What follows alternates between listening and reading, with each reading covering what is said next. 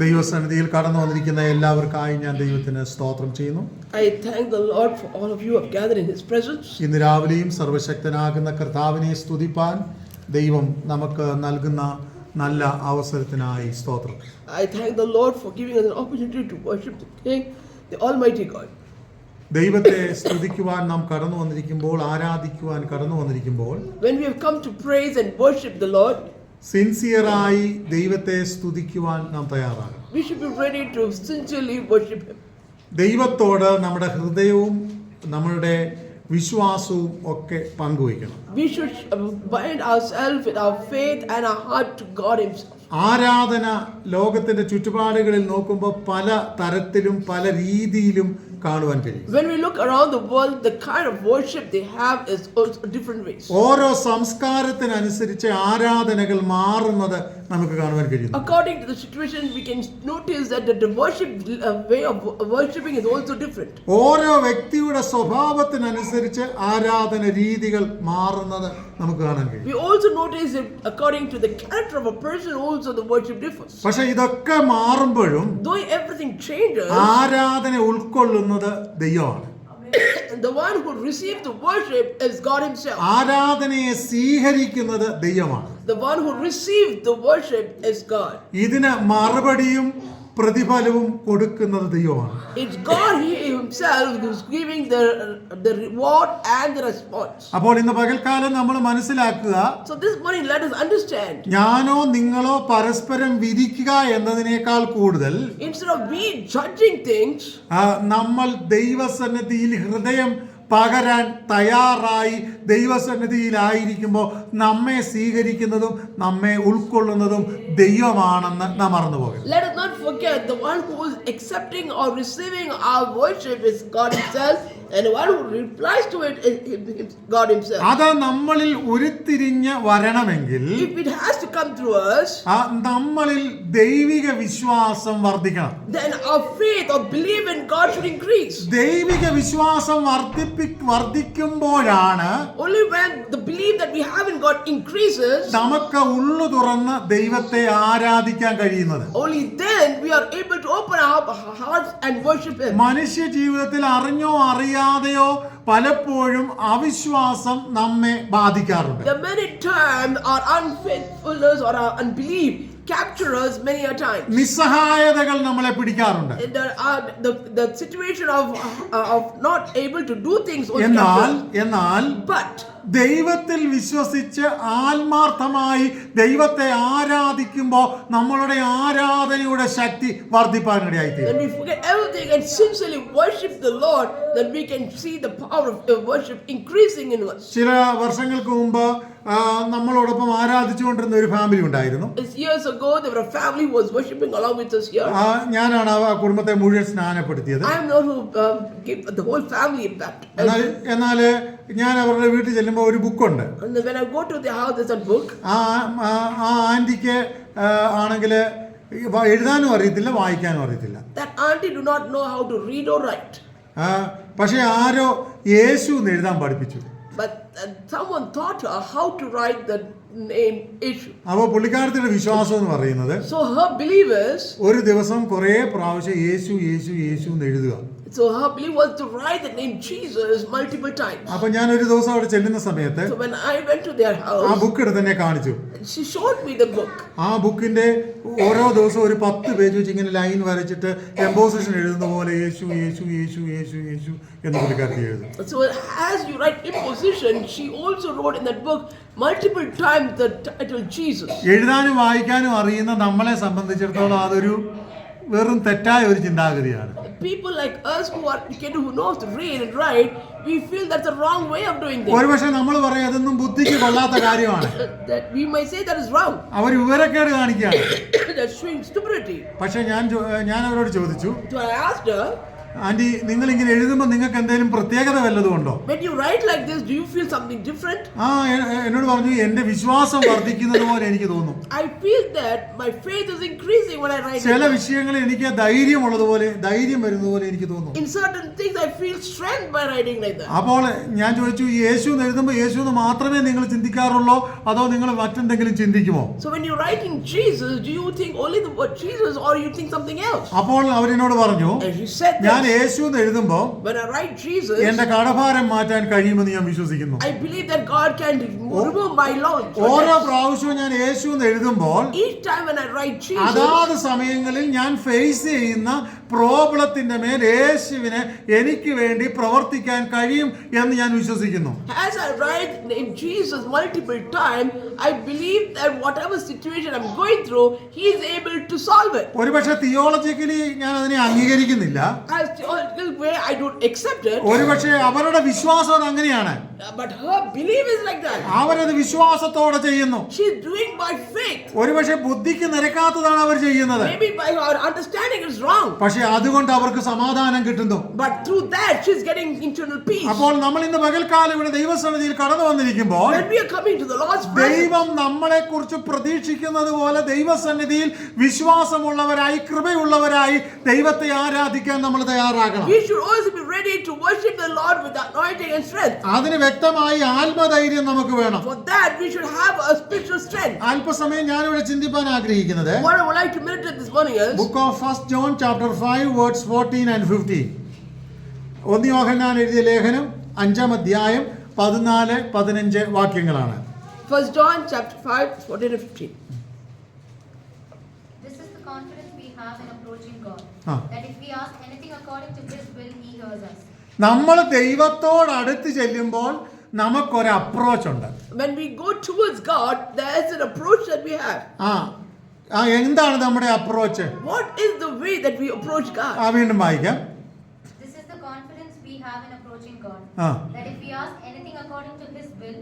ഒന്ന്, നാം ദൈവത്തോട് പ്രാർത്ഥിക്കുമ്പോൾ ദൈവഹിതം എന്താണെന്ന് അന്വേഷിച്ച് പ്രാർത്ഥിക്കണം. So when we pray, we should have an understanding what is the way that God it pleases God. പലപ്പോഴും നമ്മൾ ചിന്തിക്കാറുള്ള ഒരു കാര്യം, Many times we think നമ്മൾ ആഗ്രഹിക്കുന്നത് എല്ലാം ദൈവം തരുമെന്നാണ്.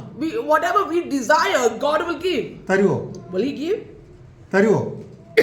Will He give? ദൈവഹിതം അറിഞ്ഞ് ദൈവത്തോട് നാം ചോദിക്കണം. We should ask according to God's pleasing and then ask about it. ആ ഭാഗം നമ്മൾ ചിന്തിക്കുമ്പോൾ ഞാൻ ഇങ്ങനെയാണ് മനസ്സിലാക്കുന്നത്. This is how I understand about it. ഒരു മനുഷ്യൻ ലോകത്തിൽ സൃഷ്ടിക്കപ്പെടുമ്പോൾ, When a man is created, അല്ലെങ്കിൽ അവൻ ജനിക്കുമ്പോൾ, when he's born, അവന്റെ ജീവിതത്തിൽ വേണ്ടുന്നതൊക്കെ ഈ അന്തരീക്ഷത്തിൽ, ചുറ്റുപാടുകളിൽ, ജീവിത സാഹചര്യങ്ങളിൽ, അവന്റെ കുടുംബ പശ്ചാത്തലത്തിൽ ദൈവം ഒരുക്കി വെച്ചിട്ടുണ്ട്. God has already prepared whatever is needed in him or in his family or in his surroundings. ഓരോരുത്തരുടെയും സാഹചര്യത്തിനനുസരിച്ച് അത് ലഭിച്ചുകൊണ്ടിരിക്കും. So according to each one's circumstances, it has been given to them. അപ്പോൾ തന്നെ അതിന് രണ്ട് ഭാഗങ്ങളുണ്ട്. And that always two parts. പ്രകൃതിയിൽ ഒരു മനുഷ്യന് വേണ്ടി ദൈവത്താൽ വിധിക്കപ്പെട്ടിരിക്കുന്ന കുറെ കാര്യങ്ങളുണ്ട്. There are certain things by nature God has already fixed for him. കുടുംബപരമായി ഒരുവന് വേണ്ടി വിധിച്ചിരിക്കുന്ന കുറെ കാര്യങ്ങളുണ്ട്. There are certain things God has already pre-planned in his family and that will happen. നാം ജീവിക്കുന്ന സംസ്കാരത്തിനനുസരിച്ച്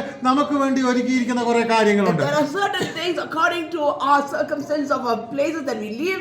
According to that also he has fixed certain ഇതൊക്കെ things. ഓരോ പശ്ചാത്തലങ്ങളിൽ നാം ചെല്ലുമ്പോൾ ഇതൊക്കെ വ്യത്യസ്തവും വിഭിന്നവുമായിരിക്കും.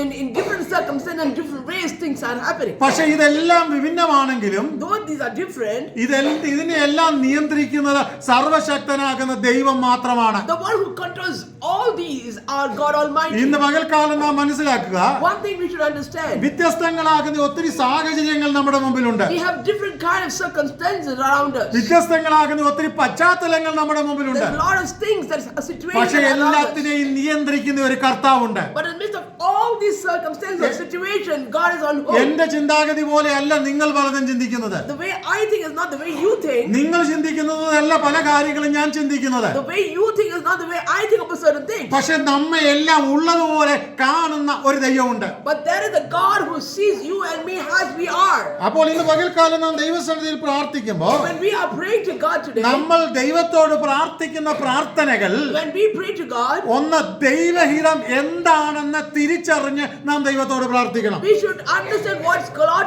or what pleases God, and according to that we should pray to Him. മാത്രമല്ല, Not only that, നമ്മളുടെ അപേക്ഷകൾ കേൾക്കുന്ന ഒരു സർവശക്തനായ ദൈവം ഉണ്ടെന്ന് ഉള്ള ഒരു തിരിച്ചറിവ് നമുക്ക് വേണം. we should have an understanding God hears all our supplication and petition that we tell Him. ഇത് നമ്മൾ ചിന്തിക്കുമ്പോ When we understand this, നമ്മൾ ഇങ്ങനെ മനസ്സിൽ ചോദിക്കണം, we should ask ourselves, എന്റെ അപേക്ഷകൾ കേൾക്കുവാൻ എന്റെ ദൈവത്തിന് കഴിയുമോ? can my God hear all my petition or supplication? ഒന്ന് ചിന്തിച്ചു നോക്കി. Can you think about it? കല്ലിനെയും മരത്തെയും ഒക്കെ മൃഗങ്ങളെയും ഒക്കെ ആരാധിക്കുന്ന അനേക വ്യക്തികളുണ്ട്. There are a lot of people who worships the idols or the trees or the animals. നമ്മളുടെ ആരാധനകളിൽ പ്രത്യേകിച്ച് ഒരു വ്യക്തിയോ അല്ലെങ്കിൽ ഒരു വിഗ്രഹമോ ഒന്നുമില്ല. But in our worship we don't have any idols. നമ്മളുടെ ആരാധനകളിൽ ഏറ്റവും പ്രധാനമായ പ്രതിപാദ്യ വിഷയം നമ്മുടെ കർത്താവായ യേശു ക്രിസ്തു മാത്രമാണ്. But in our worship the most important thing is Jesus Christ Himself. അവൻ മരിച്ചു, അടക്കപ്പെട്ടു, ഉയർത്തെഴുന്നേറ്റു,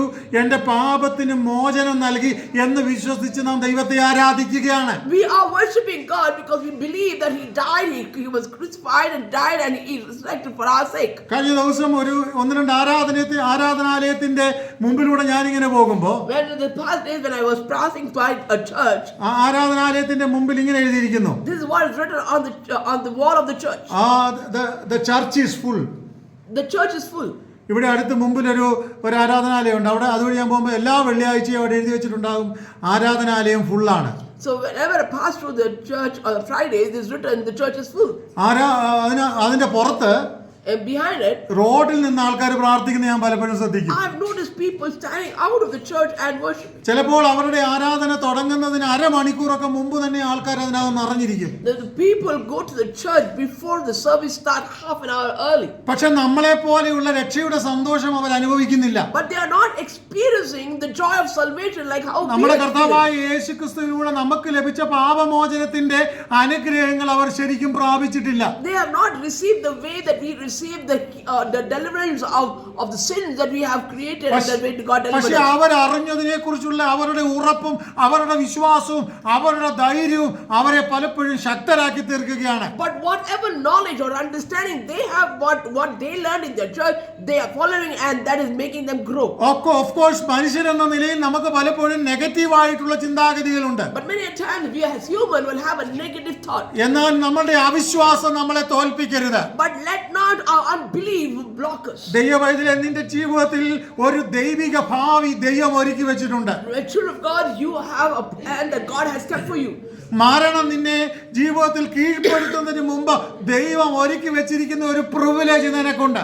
Before you pass away from this world, God has kept certain thing for you, and you will receive it, and you will not pass away. അതുകൊണ്ട് ഇന്ന് നീ ബാധിക്കപ്പെടുന്ന രോഗമോ, ഇന്ന് നീ ബാധിക്കപ്പെടുന്ന കഷ്ടമോ, ഇന്ന് നീ ബാധിക്കപ്പെടുന്ന പ്രശ്നമോ നിന്നെ തോൽപ്പിക്കത്തില്ല. So whatever you're facing today, your sickness, your debts, or whatever could be, it cannot capture or give you the failure. ദൈവത്തിൽ വിശ്വാസമുള്ള സർവ്വരുമേ ഉറപ്പായി പറയുക, ദൈവം എന്നെ സഹായിക്കും. So those who have full faith, let us say that God will do things for me. ദൈവത്തിന്റെ സാന്നിധ്യവും അനുഗ്രഹവും എന്നോട് കൂടെയുണ്ട്. God's presence and God's guidance is there with me.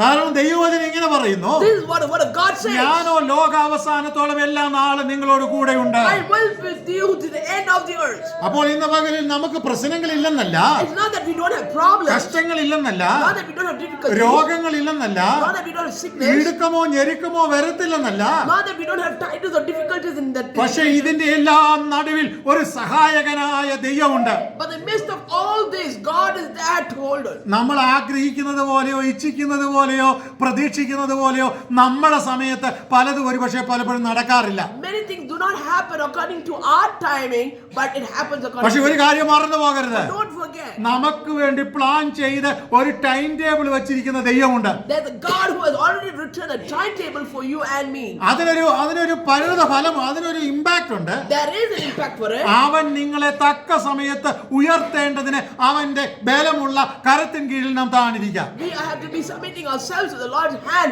and at the right time He will lift us. ഇന്ന് പകലിൽ ദൈവസന്നിധിയിൽ കടന്നു വന്നിരിക്കുന്ന ദൈവമക്കളെ, The children of God who have gathered this ദൈവം morning, നമ്മളെ ഉയർത്തുവാൻ to God for us, for ദൈവം God to നമ്മളെ lift us up, സഹായിക്കുവാൻ, for God to help us, ദൈവം നമ്മളെ for അനുഗ്രഹിക്കുവാൻ God to bless us. അവന്റെ ബലമുള്ള കരത്തിന് കീഴിൽ നമുക്ക് താണിരിക്കണം. Let us surrender ourselves in the hand of which is strengthen us.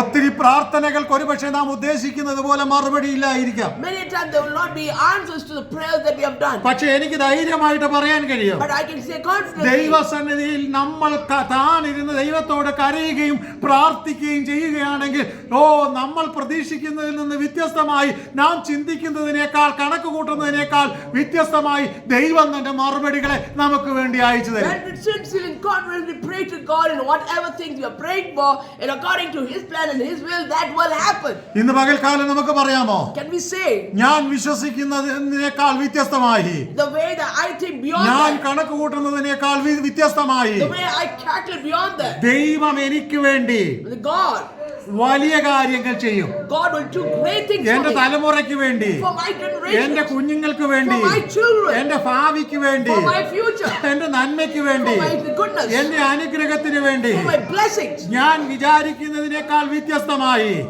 beyond my thinking. നല്ലത് ചെയ്യുവാൻ എന്റെ ദൈവത്തിന് കഴിയും. God can do good things for me. ഇന്ന് പകൽക്കാലം This morning, അതുകൊണ്ട് നമുക്ക് ദൈവസന്നിധിയിൽ വിശ്വസിച്ചുറയ്ക്കാം. let us be confident and trust in Him. എന്താണ് വിശ്വസിച്ചുറയ്ക്കേണ്ടത്? What should we be firm and ദൈവം confident? എനിക്ക് വേണ്ടി പ്രവർത്തിക്കും. God will do things for me.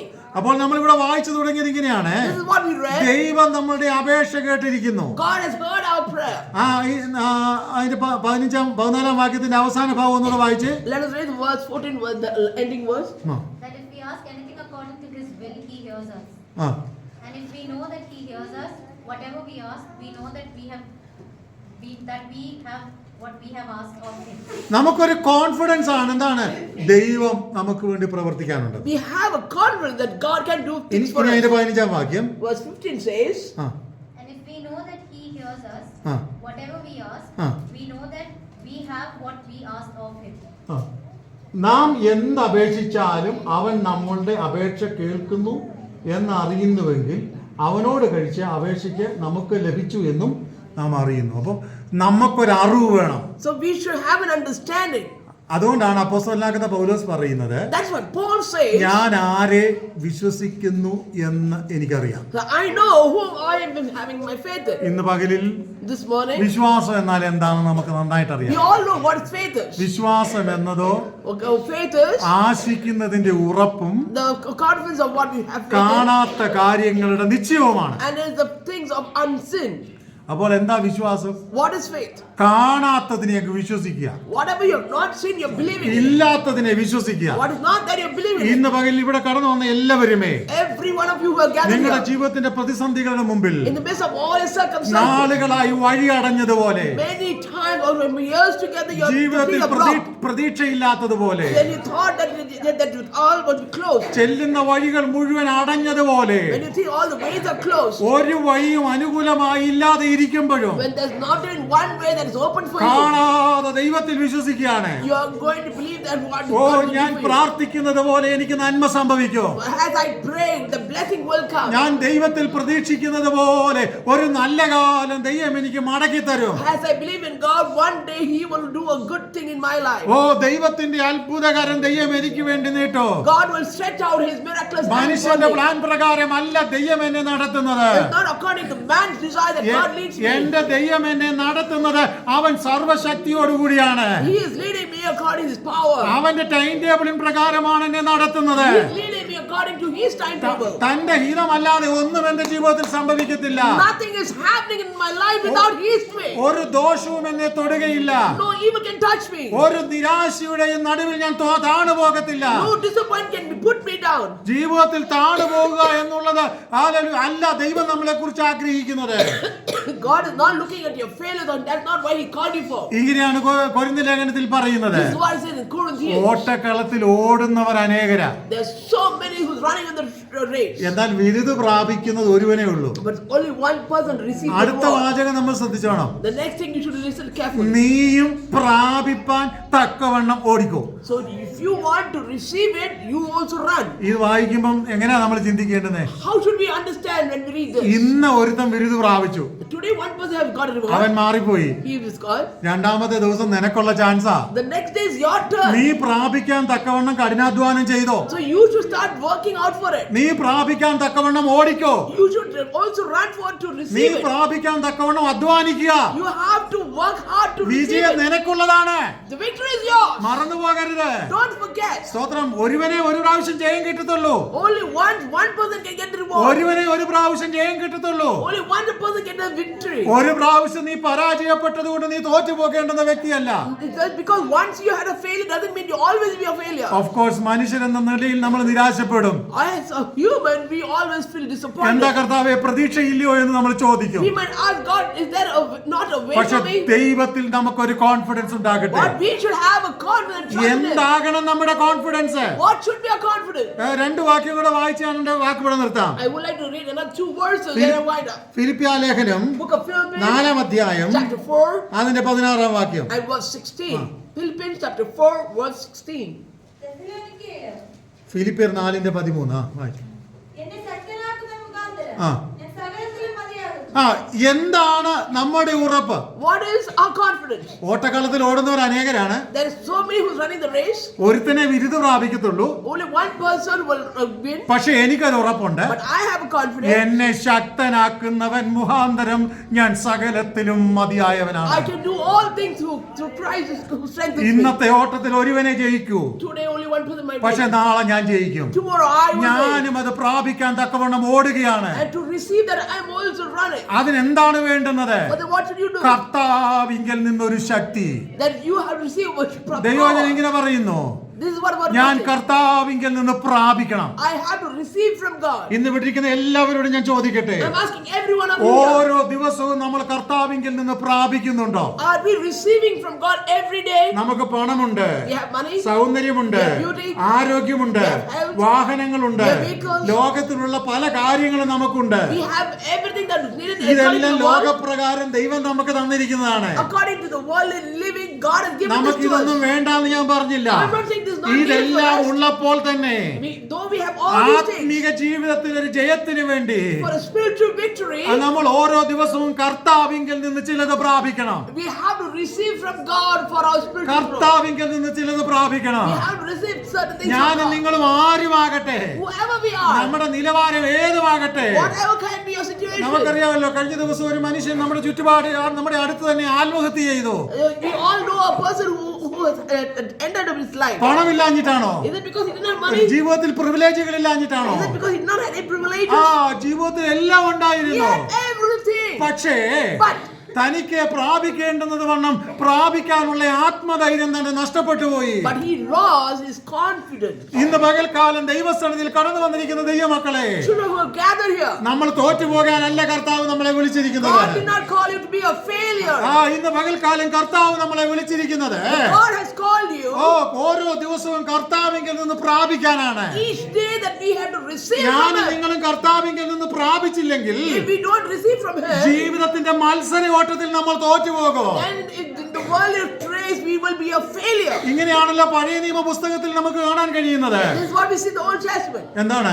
What is it? കാലാളുകളോട് ഓടി നിങ്ങൾ തോറ്റുപോയാൽ, Even if you are failing in the chariots, കാലാളുകളോട് നമ്മൾ ഓടി തോറ്റുപോയാൽ നമ്മൾ എന്ത് ചെയ്യും? what will happen if you lose up with the chariots? നമ്മൾക്ക് എന്ത് സംഭവിക്കും?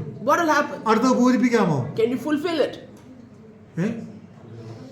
കുതിരകളോട് നിങ്ങൾ എങ്ങനെ മത്സരിച്ച് ഓടും? Then how will you run with the horse to get the victory? ഇവിടെ മനുഷ്യന്റെ മുമ്പിൽ നമ്മൾ ഓരോ ദിവസവും തോറ്റുപോവാ. When we are always getting failure because of നമ്മൾ humans. മനുഷ്യന്റെ മുമ്പിൽ തോക്കാനല്ല കർത്താവ് നമ്മളെ വിളിച്ചിരിക്കുന്നത്. God has not called you and made you be a loser in front of the humans. പിന്നെ എന്തിനാ കർത്താവ് നമ്മളെ വിളിച്ചിരിക്കുന്നത്? Then why did God call you? കുതിരകളോട് മത്സരിച്ചോടാനാ. So God has called you to fight along with the running against the horse. ലോകത്തിന്റെ ശക്തി അളക്കുന്നത് horse പവറിലാ. The world power is connected to the മനുഷ്യൻ horse. നിന്നെ നിരാശപ്പെടുത്തും. People will give you disappointment. മനുഷ്യന്റെ വാക്കുകൾ നിന്നെ തോൽപ്പിക്കാൻ തക്കവണ്ണം നിന്നെ നിരാശപ്പെടുത്തുന്ന വാക്കുകൾ അവൻ പറയും. People or humans will use words and hurt you and make you fail. കാലാളുകളോട് നിങ്ങൾ ഓടി തോറ്റുപോയാൽ, Even if you are getting failures with the chariot, അതിവേഗത്തിൽ ഓടുന്ന കുതിരകളോട് നിങ്ങൾ മത്സരിച്ചോ? എങ്ങനെ ഓടും? then how can you run the speed of a horse? ഞാൻ ഒന്നുകൂടെ ഇങ്ങനെ തിരിച്ചു പറയാം. I would like to say in a different way. ജീവിതത്തിൽ വരുന്ന ചെറിയ പ്രശ്നങ്ങളുടെ മുമ്പിൽ നിരാശപ്പെട്ടാൽ, If you are going to worry with the small things that happen in your life, ജീവിതത്തിൽ വരുന്ന ചെറിയ തോൽവിയുടെ മുമ്പിൽ നിങ്ങൾ തോറ്റുപോയാൽ, if you are going to be a failure in a small thing that വലിയ happens, പ്രതികൂലങ്ങൾ കടന്നു വരുമ്പോൾ നമ്മൾ എന്ത് ചെയ്യും? when big storms comes in your life, what will you do? സ്തോത്രം. ഇങ്ങനെയുള്ള പ്രസംഗങ്ങൾക്ക് നിങ്ങൾക്ക് അനേകർക്ക് താല്പര്യമില്ല. അനുഗ്രഹത്തിന്റെ പ്രസംഗം കേൾക്കുന്നതാണ് ഇഷ്ടം. People do not like to hear this kind of message, but they really love to പക്ഷെ hear ഞാൻ this kind of ചോദിക്കട്ടെ, message. I'm asking you, കർത്താവിങ്കിൽ നിന്ന് പ്രാപിക്കാതെ, if you don't receive from God, ദൈവകൃപയിൽ നിൽക്കാതെ you don't stand in presence of നമ്മൾ God, ആരും എങ്ങും എത്തത്തില്ല കേട്ടോ. He will not reach anywhere. കാലാളുകളോട് തോക്കുവാനല്ല, It's not to be loser. കാലാളുകളോടുള്ള മത്സരത്തിൽ നീ ജയിക്കണം. You have to be victorious. കുതിരയോടുള്ള മത്സരത്തിൽ നീ ജയിക്കണം. You have to be victorious when you run a race with the horse. അതിന് നമുക്ക് ഒറ്റ സൊല്യൂഷനേ ഉള്ളൂ. There is only one solution. കർത്താവിങ്കിൽ നിന്ന് പ്രാപിക്കണം. We have to receive from ഞാൻ God. എന്റെ വാക്കുകൂടെ നിർത്തുക. I wind up my words ഈ here. ദിവസങ്ങളിൽ ചിലത് കർത്താവിങ്കിൽ നിന്ന് പ്രാപിപ്പാൻ നമുക്ക് ഒരുങ്ങാം. Let us all prepare ourselves these days to receive from God. എനിക്ക് കൂടുതലൊന്നും പറയാനില്ല. I have nothing much to say. കർത്താവിങ്കിൽ നിന്ന് പ്രാപിച്ചാൽ If you receive from നീ God, തോറ്റു പോകത്തില്ല. you will not be afraid. അതുകൊണ്ടാണ് പൗലോസിനോട് കർത്താവ് പറഞ്ഞത്, That's why God spoke to എന്റെ Paul. കൃപ നിനക്ക് മതി. My grace is sufficient എന്റെ for കൃപ me. നിനക്ക് മതി. My grace is ജീവിതത്തിൽ sufficient വരുന്ന for me. എല്ലാ പ്രശ്നങ്ങളിലും In all the circumstances, situations, എന്റെ കൃപ നിനക്ക് മതി. my grace is sufficient for me. 23-ാം സങ്കീർത്തനത്തിൽ ഇങ്ങനെയാണ് പറയുന്നത്, This is what the word of God യഹോവ says. എന്റെ ഇടയനാകുന്നു. The Lord is my shepherd. ഞാൻ ഭയപ്പെട്ടു പോകത്തില്ല. I will not fear. Oh hallelujah, എന്റെ കൃപ നിനക്ക് മതി. My grace is sufficient ഇന്ന് for me. പകൽക്കാലം കർത്താവിന്റെ കൃപ പ്രാപിക്കാം. Let us receive the grace of God. കർത്താവിന്റെ ശക്തി പ്രാപിക്കാം. Let us receive the strength of God. കർത്താവിന്റെ അനുഗ്രഹം പ്രാപിക്കാം. Let us get blessings of God. കർത്താവിനോട് നമുക്ക് സംസാരിക്കാം. Let us speak to God. ദൈവവുമായിട്ട് നല്ലൊരു ബന്ധം പുലർത്താം. Let us have a good connection നിന്റെ with God. പ്രശ്നങ്ങൾ മാറോ, Your problems will നിന്റെ go away. കഷ്ടങ്ങൾ മാറോ. Your difficulties will go ഒരു away. പ്രവാചകനും No prophet, ഒരു പുരോഹിതനും no priest, ഓ ആർക്കും നിന്റെ പ്രശ്നം മാറ്റാൻ പറ്റത്തില്ല. nobody can solve your problem. എന്നാൽ ഞാൻ ഇങ്ങനെ പറയട്ടെ, But I say, നീ ശരിയായി കർത്താവുമായിട്ട് ബന്ധം പുലർത്തിയാൽ, but if you have a good connection with God, ഞാൻ ഇങ്ങനെ ഓർക്കുന്നു, I believe this. യെശയ്യാ പ്രവചനം 60-ാം അധ്യായം അതിന്റെ 1-ാം വാക്യത്തിൽ, This is what it says in Isaiah 60:1. എഴുന്നേറ്റ് പ്രകാശിക്കാൻ നിന്റെ പ്രകാശം വന്നിരിക്കുന്നു എന്നുള്ള ആ വാചകം ഞാൻ ഒരു പ്രാവശ്യം വായിച്ചു. I read the verse saying that arise, shine, for the light has come. അതിന്റെ അടിയിൽ ഇങ്ങനെ ഒരു സ്റ്റേറ്റ്മെന്റ് എഴുതിയിരിക്കുന്നത് ഞാൻ കണ്ടു. And there is another statement that says there, നിങ്ങൾക്ക് എങ്ങനെ എഴുന്നേറ്റ് പ്രകാശിക്കാൻ പറ്റും? how can you rise and shine? ആ വാചകം ഇങ്ങനെ എഴുതിയിരിക്കുന്നത്, This is what it said. Connect with Christ. You be connected to God. നമ്മള് ക്രിസ്തുവുമായി ബന്ധപ്പെട്ട് മാത്രമേ നമുക്ക് പ്രകാശിക്കാൻ കഴിയൂ. Only if you are connected with Christ, then we are able to do it.